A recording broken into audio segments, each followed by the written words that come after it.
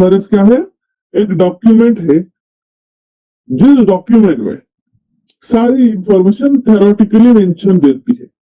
SRS के जो factors रहेंगे जैसे कि functional flow diagram, functional requirement, then उसके बाद यूज केसेस, देन उसके बाद स्नैपशॉट, ये सारी चीजें क्या है? एक डॉक्यूमेंट है तो उस डॉक्यूमेंट में मिलती है। इंस्टेड ऑफ एसआरएस डॉक्यूमेंट, सिर्फ जो वर्ड डॉक्यूमेंट, पीडीएफ डॉक्यूमेंट के जगह पे आपके जहां पे उसने रिप्लेसमेंट किया है एक टूल है।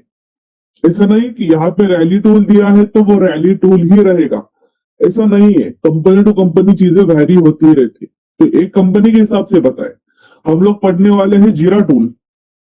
देखो अच्छी तरह से समझ लो, हम लोग पढ़ने वाले हैं जीरा टूल।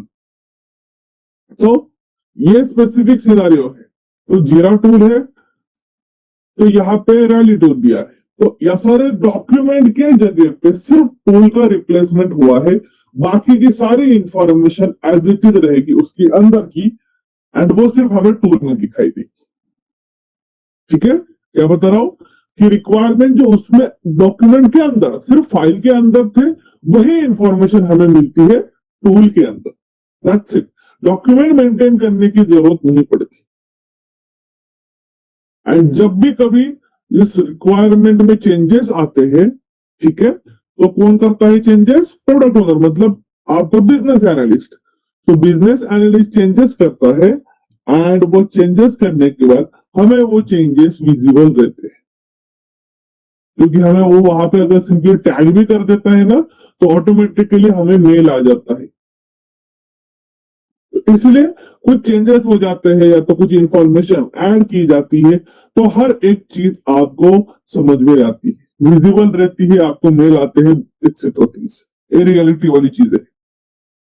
अगर उन्होंने कुछ चीजें ऐड की, कुछ रिमूव कर दी, या तो कुछ कमेंट प्रोवाइड किया, तो आपको वो टैग कर देते हैं, आपको मेल आ जाता है कि this person has been tag you in this things. तो ऐसा रहता है टूल का काम। तो डॉक्यूमेंट मेंटेन करने की जरूरत नहीं पड़ती, सारी इंफॉर्मेशन टूल्स में अवेलेबल रह जाती है। तो जो डेटा है एसआरएस के अंदर, वही same type of data tool में भी रहेगा, सिर्फ टूल अलग है एंड डॉक्यूमेंट अलग है। डॉक्यूमेंट मेंटेन करने की जरूरत नहीं पड़ती, डायरेक्टली सारी की सारी चीजें वो बिजनेस एनालिस्ट टूल में ऐड कर देगा। इतना ही इस पॉइंट का मीनिंग है। तो आपको क्या बताना है? Instead of SRS document there will be a different tool, like organization to organization tools are different.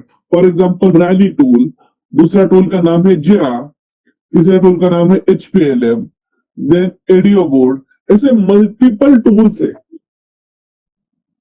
उसमें से कोई भी कौन सी कंपनी यूज कर सकती है।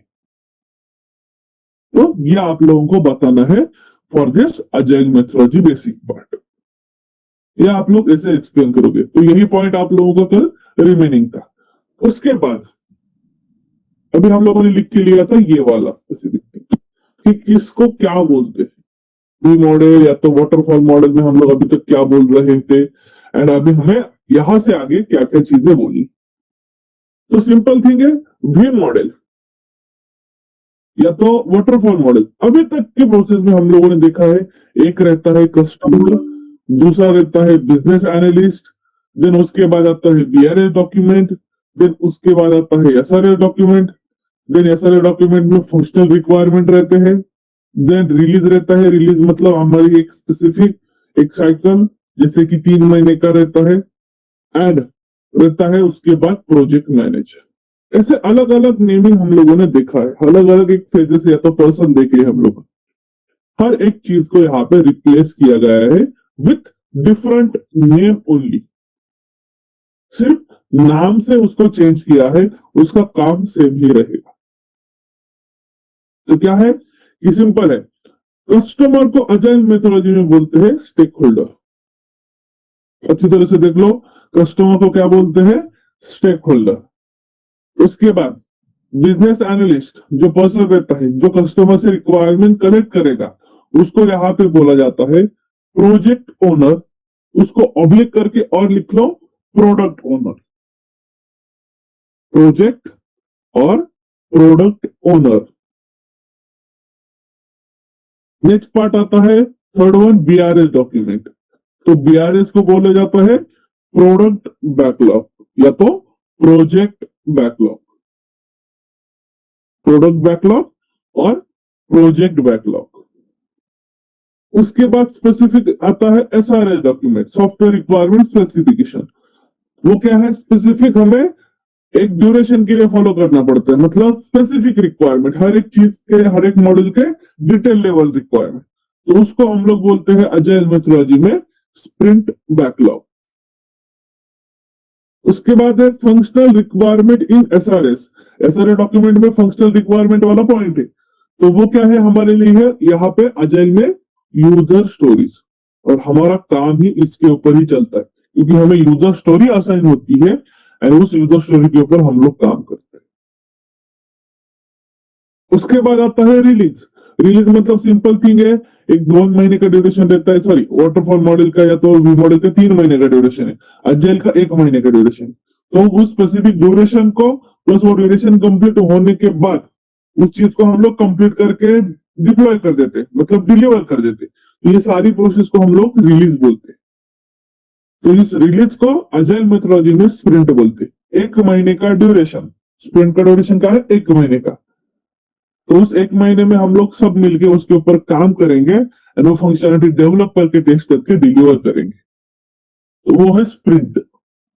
एंड उसके बाद लास्ट में आता है आप लोगों का प्रोजेक्ट मैनेजर, जिसको बोला जाता है यहाँ पे स्क्रम मास्टर। तो आपके मैनेजर को आप लोग बोलोगे स्क्रम मास्टर, दैट्स इट। तो ये है specific person wise renaming part.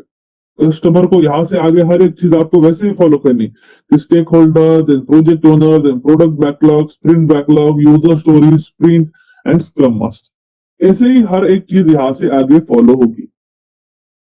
यहाँ से आगे बिजनेस एनालिस्ट कहीं पे बन लो मत, या तो आपको ये नहीं बोलना है कि BRA डॉक्यूमेंट या SRS डॉक्यूमेंट या तो प्रोजेक्ट मैनेजर, ऐसे कुछ नहीं बोलना। आप लोगों को डायरेक्टली रिनेम करके सारी चीजें बोलनी यहाँ से आगे।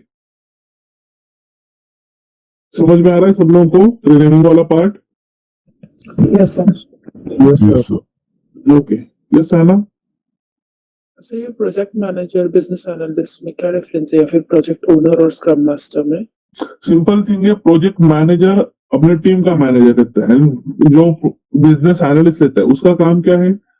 रिक्वायरमेंट कलेक्ट करने का। तो ये दोनों भी पर्सन डिफरेंट है। उसका काम सिर्फ रिक्वायरमेंट कलेक्ट करके हमें एक्सप्लेन करने का है, और टीम को मैनेज करने वाले पर्सन को बोला जाता है प्रोजेक्ट मैनेजर या तो टीम मैनेजर।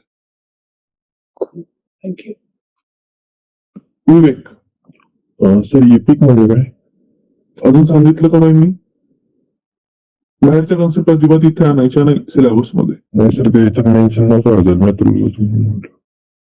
पुढे आहे सगळ्या गोष्टी, पण इपिक आपल्या सिलेबसचा पार्ट नाहीये, सो डोंट वरी। ज्या गोष्टी एक्सप्लेन केल्या जात नाहीये तो टोटली स्किप करायच्या।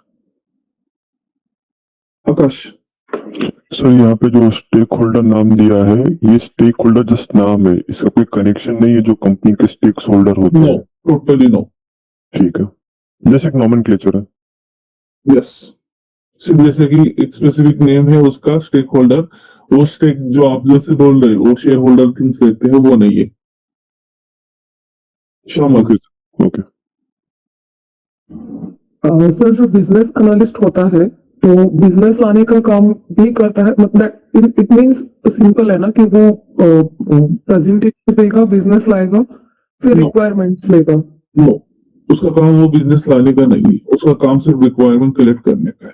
बिजनेस आने वाले जो टीम में रहते हैं या तो जो कुछ कस्टमर के साथ जो अलग अलग स्पेसिफिक लेवल पे मीटिंग हैंडल करते हैं, देन जो डील करते हैं, वो लोग टोटली टीम अलग रहती है। इसका और उसका कुछ काम नहीं रहता। अगर कंसिडर कर लो इसका और उसका काम सेम रहता तो ये आपको रिक्वायरमेंट क्लियर करते बैठेगा या तो दूसरा कोई प्रोजेक्ट का डील करना है उसके ऊपर ध्यान देगा, ये ऐसा नहीं रहता। ओके, मींस वो कॉन्सेप्ट अलग है जो बिजनेस है। डेवलपमेंट मैनेजर या फिर बिजनेस डेवलपमेंट एग्जीक्यूटिव होते हैं, एंड ये this one is different. Yes, total